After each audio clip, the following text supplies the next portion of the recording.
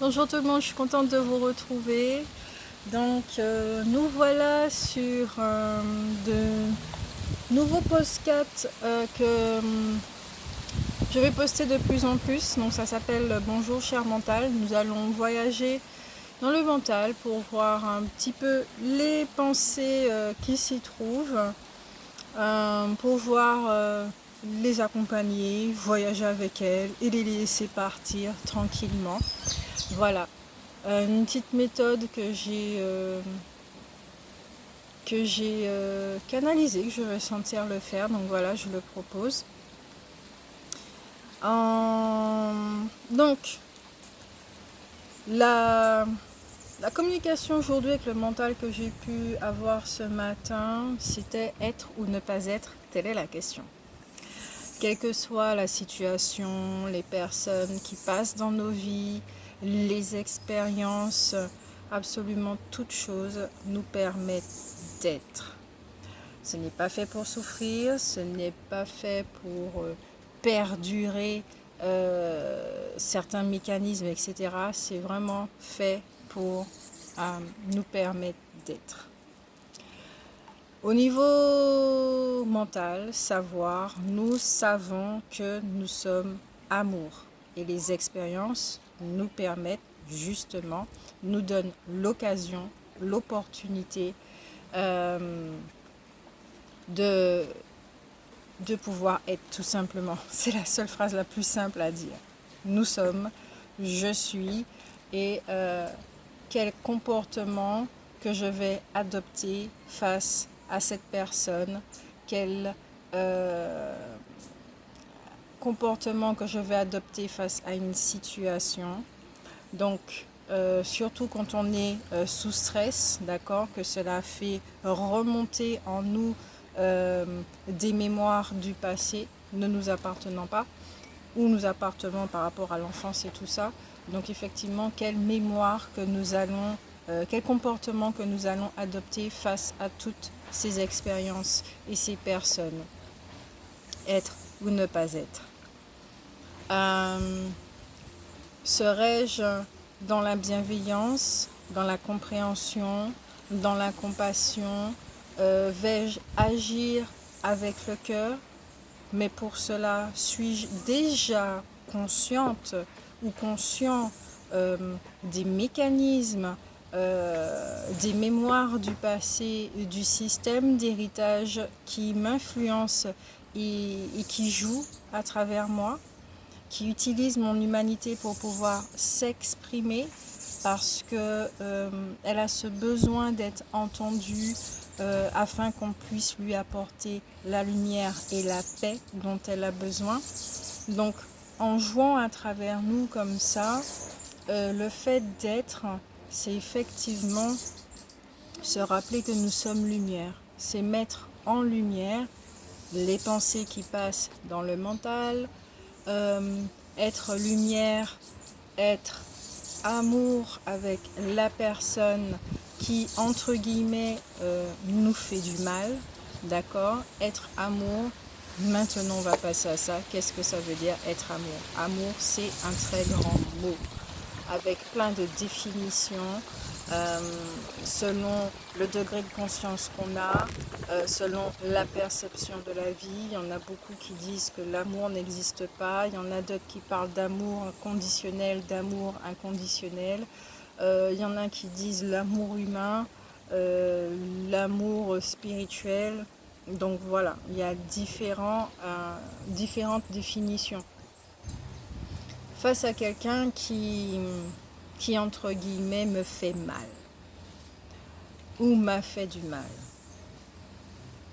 Faut être honnête, elle a appuyé sur une blessure qui était déjà là. Une blessure, par exemple, on va dire, on va choisir la blessure de la trahison. Un exemple, hein. La blessure de la trahison, on est avec quelqu'un, que ce soit dans le domaine sentimental ou amical, familial, quel que soit le secteur. Il y a quelqu'un qui nous fait quelque chose. Elle appuie déjà sur une mémoire qui est déjà là, en fait. Et si on va le ressentir avec autant d'intensité, c'est parce qu'il y avait quelque chose qui était déjà là et qui n'était pas encore traité, entre guillemets. Donc, cette occasion met encore en lumière quelque chose qui est déjà là. Et ce qui se passe ici et maintenant nous permet justement d'en prendre soin, d'accepter, d'accueillir et de transcender, de désactiver ce qui était déjà là de par le passé. Et en voyant les choses comme ça, de cette façon, on finit par comprendre effectivement que les personnes qui passent dans notre vie ne sont pas là pour nous faire du mal, d'accord? Elles vont nous aimer de la façon dont elles s'aiment. Donc, si effectivement elles ne s'aiment pas, on ne peut pas leur réclamer de l'amour. On leur fait aucun reproche. Comme par exemple nous-mêmes, nous sommes en réapprentissage de ce qu'est l'amour, donc c'est-à-dire qu'on se vide de tous les anciens programmes qu'on a pu nous insérer pour laisser place à l'amour. Et humainement, effectivement, on découvre qu'on a des élans, la spontanéité, ça devient naturel de prendre soin de soi, de s'aimer soi, de se respecter. Et effectivement, la façon dont on se traite devient tout à fait naturelle et non pas normale, naturel de se comporter avec les autres aussi de cette façon. Et donc, c'est tout un tas de progression au fil du temps, de compréhension et justement lorsqu'on médite et il y a comment on appelle ça, un défilé de pensées, comme si c'était le carnaval. Il y a un défilé de pensées. Il y a beaucoup de personnes qui ont tendance à vouloir les bloquer, les stopper parce que il faut rendre le mental calme. Mais à la base, le mental, il est calme. Il est calme. C'est un espace. C'est comme le ciel. Le ciel, il est calme. Il reste toujours bleu. Enfin, noir. Ça dépend des rayons du soleil.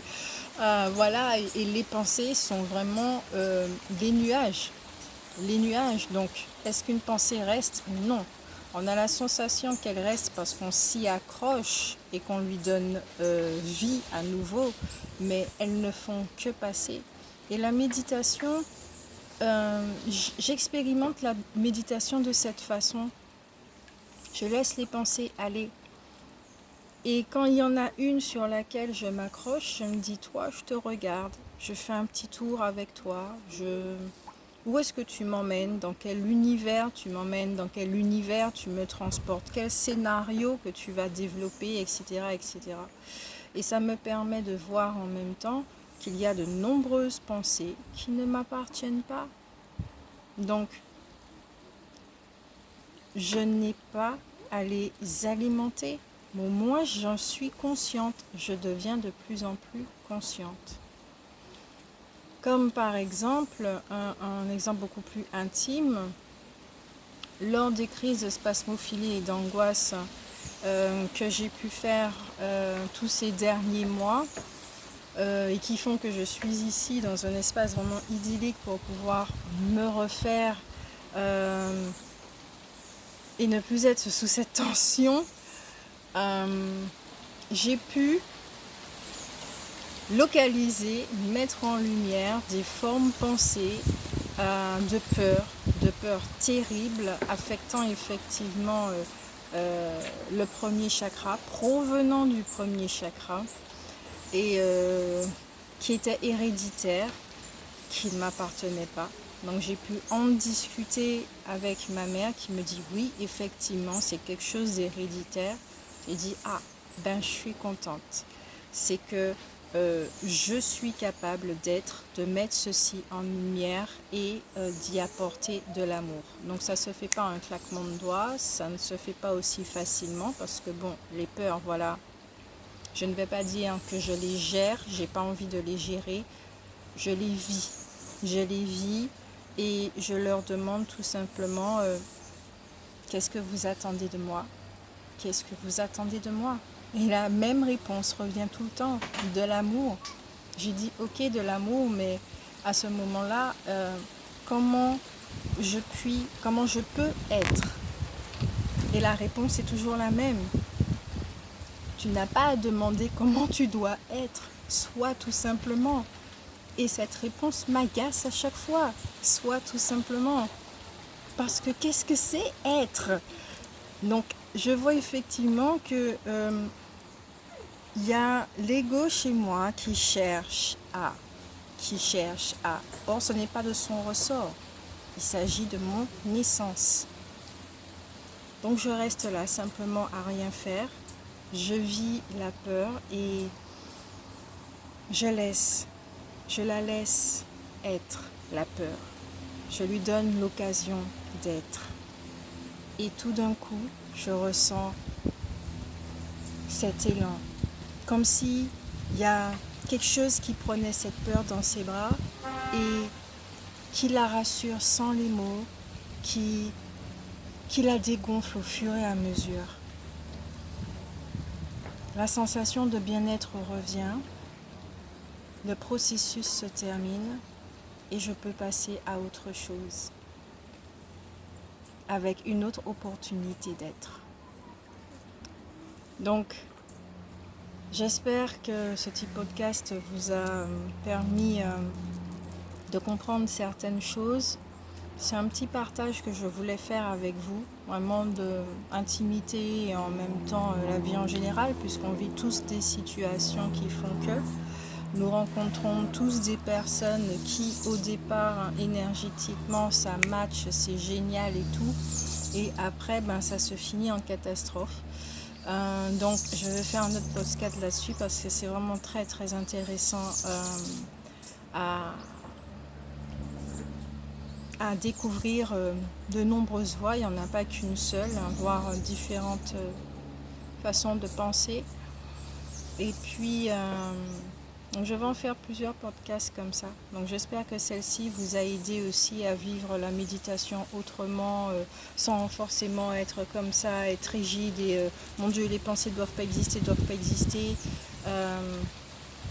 Pas vous bloquer. Juste être conscient de votre corps et s'il y a une pensée qui passe, elle passe. Et s'il y en a une qui s'arrête, que vous développez, que vous voyagez dans son univers et puis qu'elle vous montre tout un scénario catastrophique, regardez ce qui se passe. Voilà, accueillez-la. Elle a le droit d'être, elle aussi. Toute chose a le droit d'être.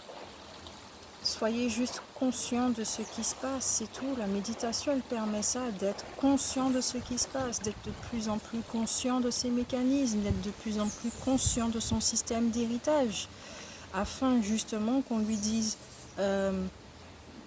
au moment où une situation va arriver et qu'on va se trouver en stress par exemple, quand on est conscient de tout ça, à ce moment-là, on a le choix. Puisqu'on est conscient, on a le choix de dire oui, je vais continuer à agir comme auparavant, comme si je ne savais pas, ou non, je choisis d'adopter une autre façon d'être. Parce que avec les vibrations, effectivement, cette compréhension et ces prises de conscience, il devient clair que je n'ai plus à avoir le même comportement de jadis. Aussi simple. Et si, par exemple, on en est conscient, je sais pas moi, ça fait un mois ou quelque chose comme ça, on en est conscient et qu'on réagit encore avec l'ancienne façon de faire, avec la colère ou des choses comme ça, nous ne sommes pas dans l'accueil, etc., etc., on n'a pas à se juger non plus, on n'a pas à culpabiliser non plus, on se lâche la grappe un petit peu. C'est pas un échec, c'est pas une erreur, c'est que il y a encore cette situation, mais encore, il y a des choses encore à mettre en lumière. Point. Et c'est une occasion d'être encore une fois. Voilà, tout simplement prendre la vie avec de plus en plus de simplicité, vraiment. Euh, c'est tout. Voilà. Je vous fais de gros bisous. À bientôt, prenez soin de vous.